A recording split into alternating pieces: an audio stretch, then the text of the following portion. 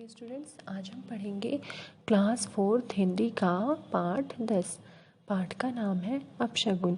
तो बच्चों, इस कहानी को पढ़ने के बाद आपको पता चल जाएगा कि अपशगुन कुछ नहीं होता है। ठीक है, जैसे हम कहते हैं ना, कभी हम घर से बाहर जाते हैं तो बिल्ली रास्ता काट देती है, या फिर अगर कोई बाहर जाता है तो कोई छींक देता है तो हम क्या बोलते हैं, अपशगुन हो गया।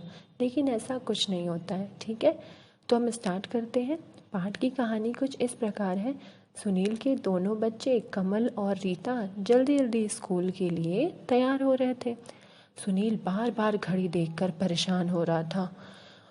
उसे बच्चों को स्कूटर पर बिठाकर स्कूल छोड़ना था और उसके बाद उसे ऑफिस भी जाना था। तो वो बार बार अपने बच्चों पे गुस्सा कर रहा था और बोल रहा था, बच्चों जल्दी करो, क्यों नहीं तुम लोग अपना सारा काम रात में ही करके रख लेते हो। बैग पैक और ये सारी चीज़ें जो भी है, जो भी आपको स्कूल जाने से रिलेटेड काम है, वो क्यों नहीं तुम लोग रात में ही करके रख लेते हो।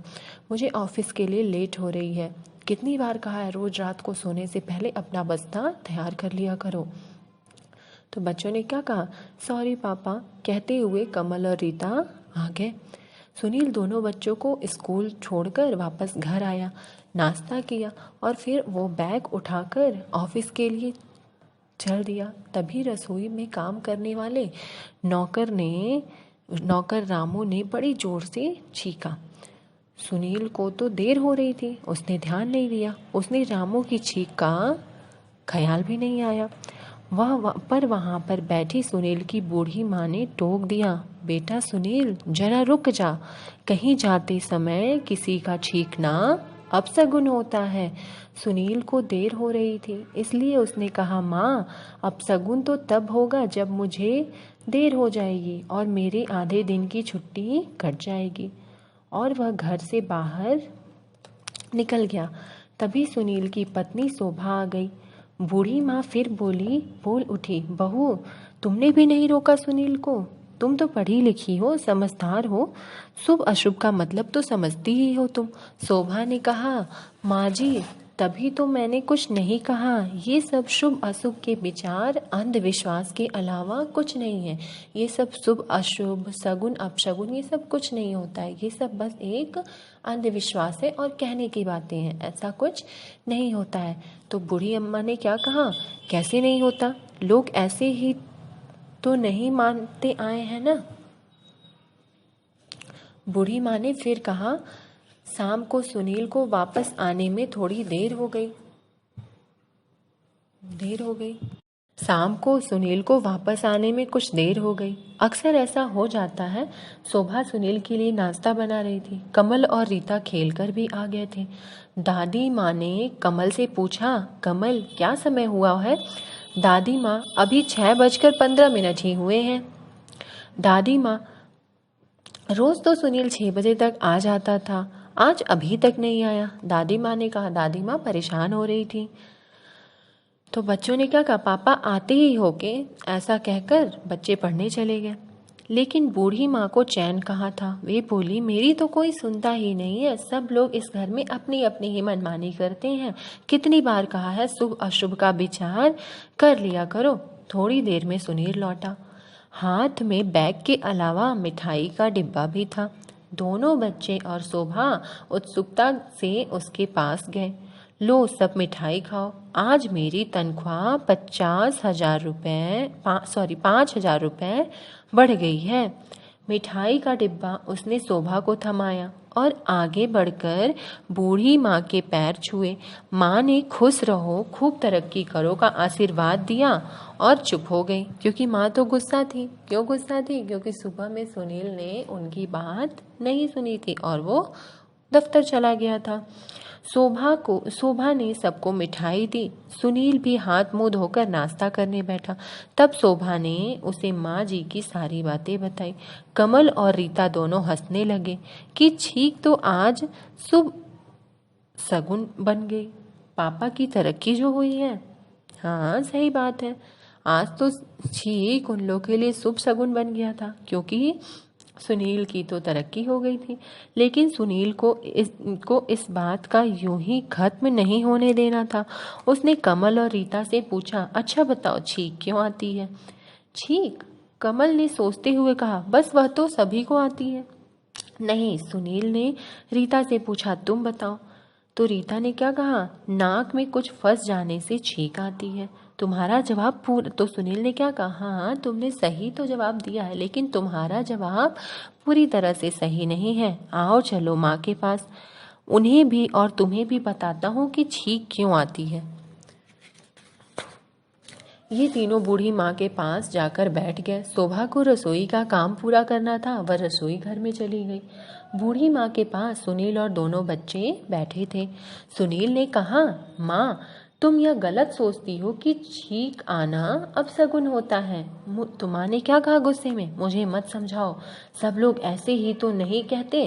बूढ़ी माँ अभी भी अपनी बात पर अड़ी रही। दादी लोग तो, माँ लोग ऐसे भी अड़ी रहती है अपनी बातों पे। उनको ये लग रहा था कि उनकी बात सुनील नहीं सुन रहा है। सुनील ने कहा, सुनो माँ, छींक हमारी अपनी इच्छा से नहीं आती।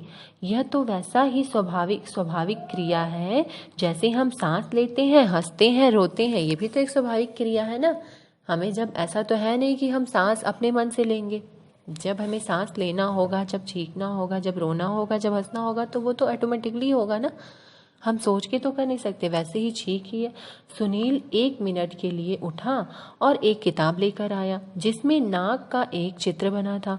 वह चित्र पहले सुनील अपने दोनों बच्चों को और फिर माँ को दिखाया, माँ देखो, हमारी नाक के अंदर एक पतली झिल्ली होती है। वह सांस के द्वारा अंदर जाने वाली हवा को छानती है। अगर इस हवा में धूल का कोई ऐसा कण आ जाए जो शायद हमें दिखाई भी ना दे तो हमें छींक आती है। वह कण जैसे ही नाक की झिल्ली से टकराती है तो झिल्ली में खुजलाहट या सुरसुराहट होती है और छींक की क्रिया अपने आप हो जाती है।